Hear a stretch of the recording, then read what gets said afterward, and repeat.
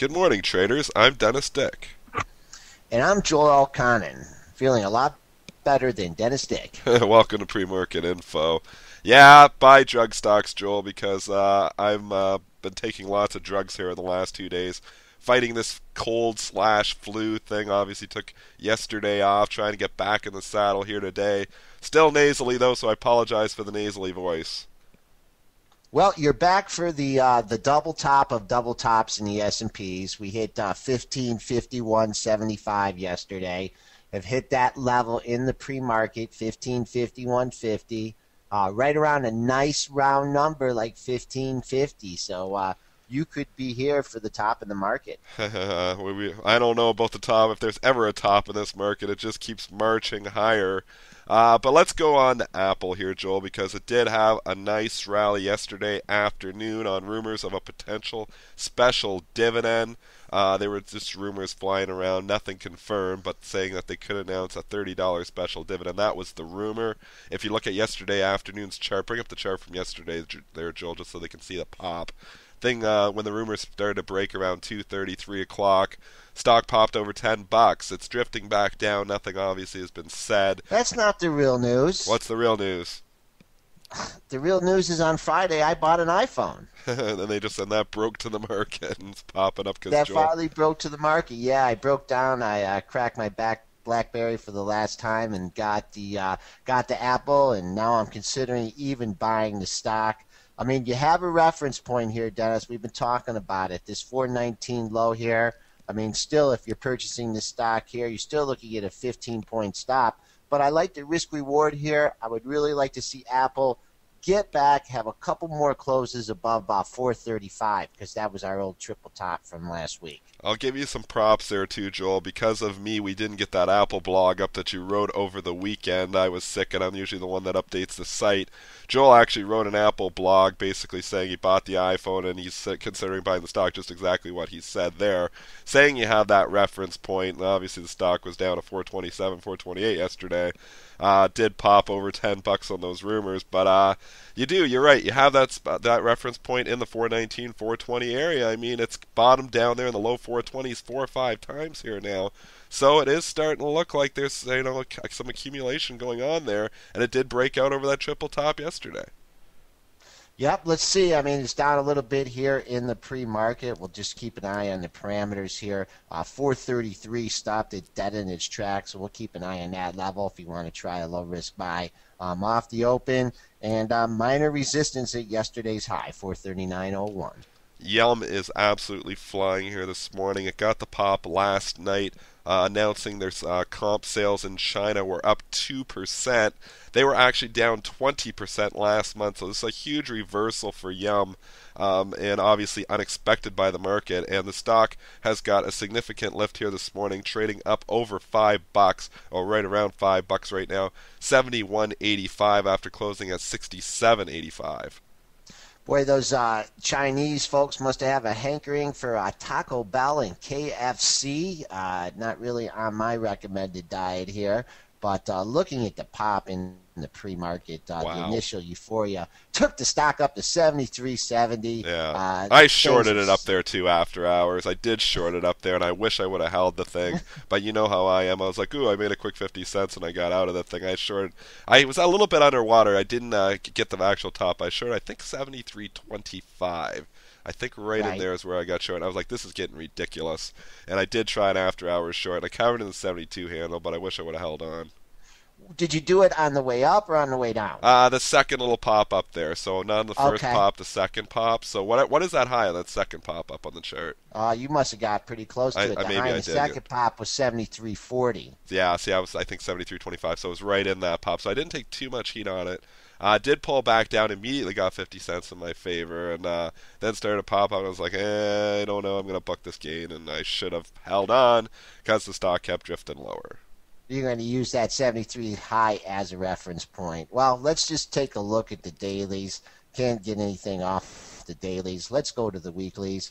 And look at this. Here we go. We don't really have much on the weekly resistance point. You did have a couple highs at 74.35 to 74.75. We didn't get quite there yet. I mean, this is one of those trades where if you're buying it off the open around the $72 level, who knows, where it's going to be when in another hour from now. But if you're buying this thing at 72 and you're not getting immediate gratification out of it, I'd hit the exits because after it trades below 71.16, all air.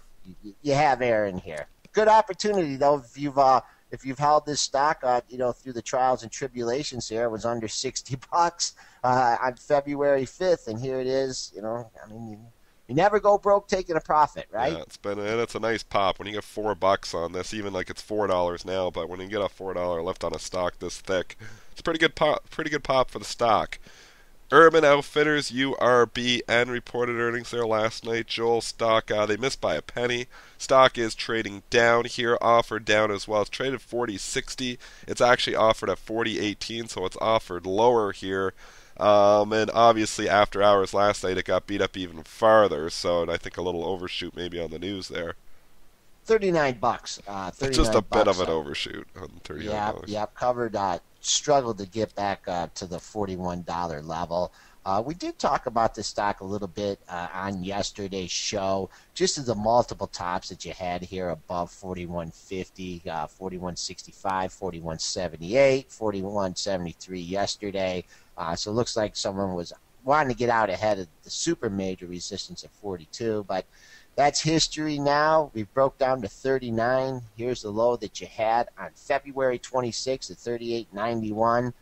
So you brave shorts. You need a little over $1 sell-off, but I'm looking at 39 as a reference point here on the downside. Costco reported earnings here this morning. $1.10 versus $1.06. Stock is lifting up to a critical resistance number.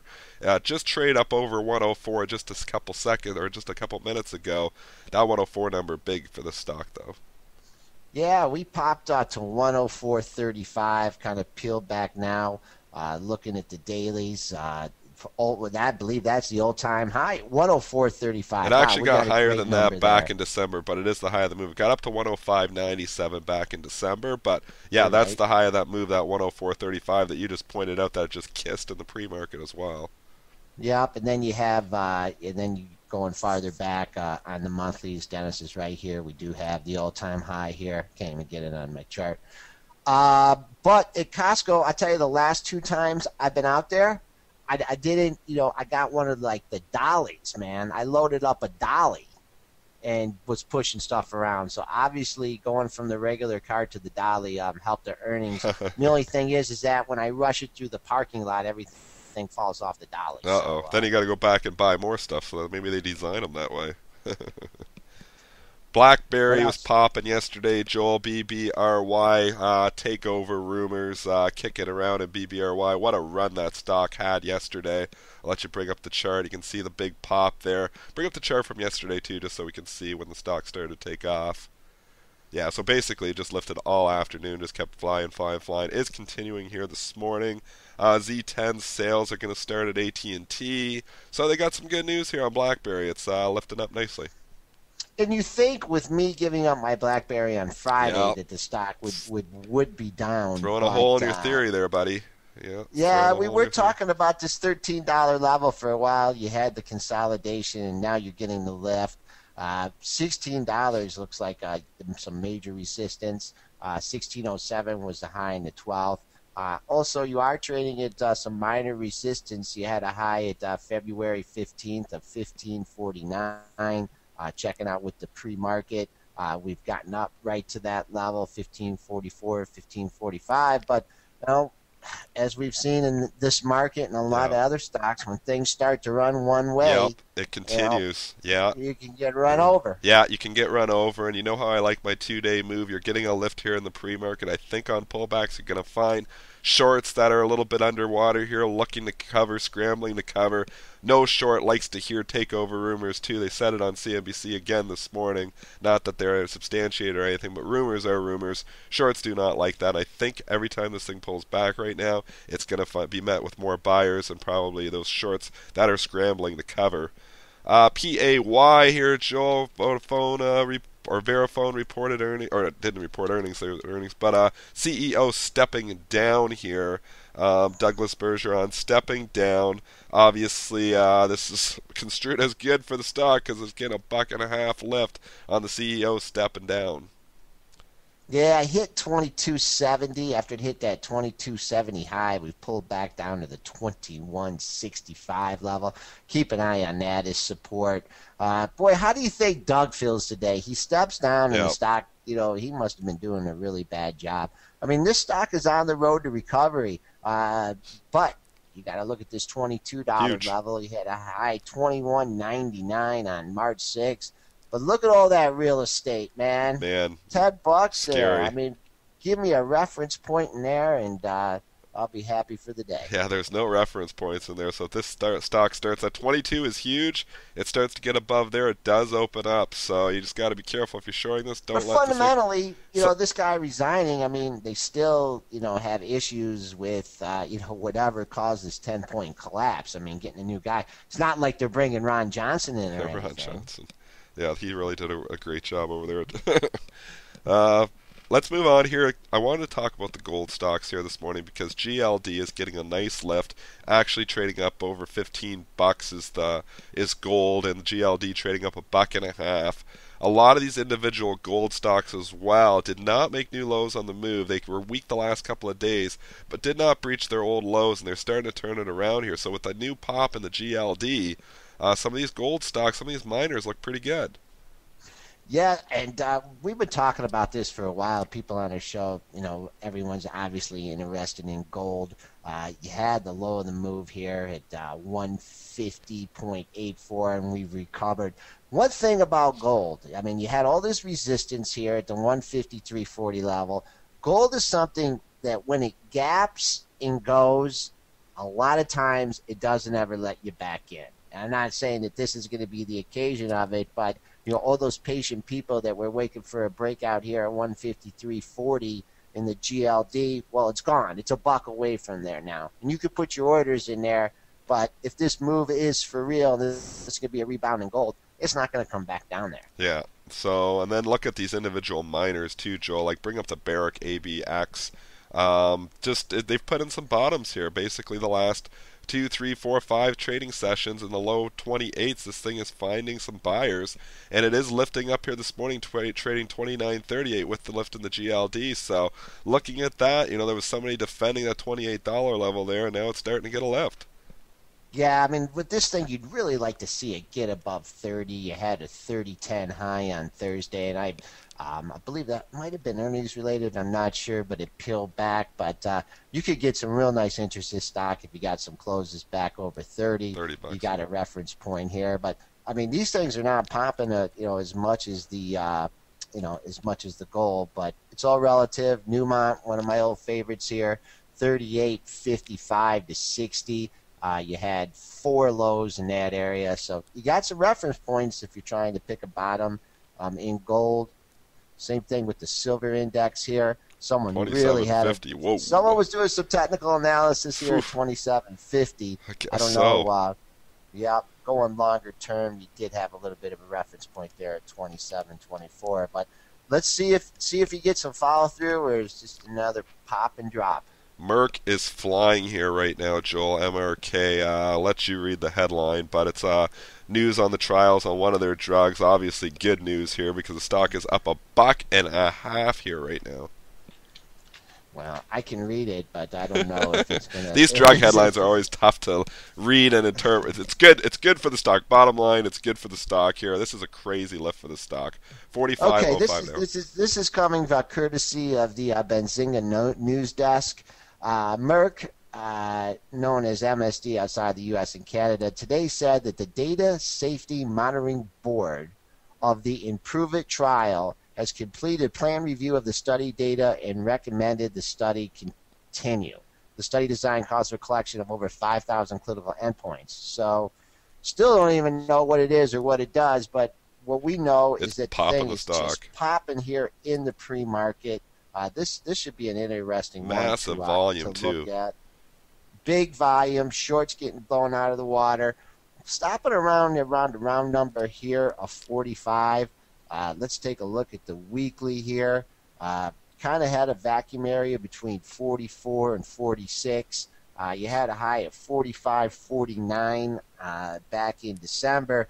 But Dennis, this is one of the things that we can talk about as far as an opening play, because the way this stock trades, 30, 40 million shares a day, there's a lot of stock in the book here But so much. underneath. Yeah, there Yeah. is, but here's the deal. It's traded 460,000 shares now at 8:30. This thing's going to trade well over a million shares by the time the stock opens. It'll chew through that. If the volume was 100,000, I'd say that argument has water, but with the volume now 500,000 or 460,000, this thing's going to have over a million shares. It's going to chew through everything in the New York book too at the open. So looking good for Merck, man. Breaking out through the 44. That 44 is big resistance. Just kiss that goodbye on this news. 45. I think the stock's going to open up here, man. Well, I mean, as far as a designated market maker goes, and this is where the opening print is really important. If he, let's say we're trading right around 45 near the open, and he has just a ton of stock for sale, also some buyers, but a lot of times he might be able to open it at like 44, 45, and then immediately jam it up to the $45 level and then get out of the stock. Or if just too many stupid buyers up here, he might open it at like 45 and a half. But And maybe they're take it not down. stupid buyers too. I mean, we just watched this go from 44 to 45. You said there's a lot of air up to 46 too, so got to consider that too. It's just too much volume almost for the designated market maker to even have an effect here. He's gonna have some effect. Like this is totally true, the stuff you're talking about. But with this much volume here, it's going to be very difficult for this guy to open it where he wants to open, and it's going to be dictated just because the volume is so enormous. So like, I'll take 44 versus 46. We haven't done a wager. Look at that. You already got a 10-cent oh no, lead I'll on take it. $46. Yeah, I'll take it over Okay. 44. I don't think you're going to see $44 on this thing. So I Okay. don't know if We you're going got to a see wager. 46 today, but I think that's where it's marching to. This stock has been looking for some good news. It's basically consolidated here for a long time. If you bring up a chart of Lilly, Pfizer, Merck's been left in the dust. It's been looking for good news. It just got it on whatever the hell this headline is today. So I think this thing's going to see 46. I don't know. It might see it Is it here. too late to cancel my It's bet? 45.20 on you now, so I don't know if it's going to see I'm it out. today, but I think it sees 46 before 44. So we got a bet. You just threw it out there. I hit your bet on that thing, or I lifted your offer on that thing, Joel, and we'll see what I'm happens, underwater. obviously. But good news for Merck shareholders here this morning. Overall market thoughts here, Joel. What do you think? Are we going to? You were saying about a double top here, potential. What's your take? Well, I've There's your only favorite said chart, that ES. they had earnings yesterday. I didn't get to cover it. I mean, I've called about 27 double tops so far in this rally here, and none of them have come to fruition. So if you're playing it for the short side, you do have a reference point. We're bumping up against there, so if you get up there, you get break above the 1551.75, then my theory is all for naught. Coming back on the downside, 1546.75. I mean, that's just not a strong number to me. I mean, I don't see good support until Monday's low yesterday at 1540.50. But, yesterday we just kind of opened up and just kind of sold off a little bit. Didn't get to a real good support point and then turned around and rallied. So, until we get some negative news or interest rates going up or something, it just looks like the slow grind north is going to continue. That's our show for today, guys. I'll be better for you tomorrow, so I apologize again for the nasally voice. We'll be back with you guys tomorrow.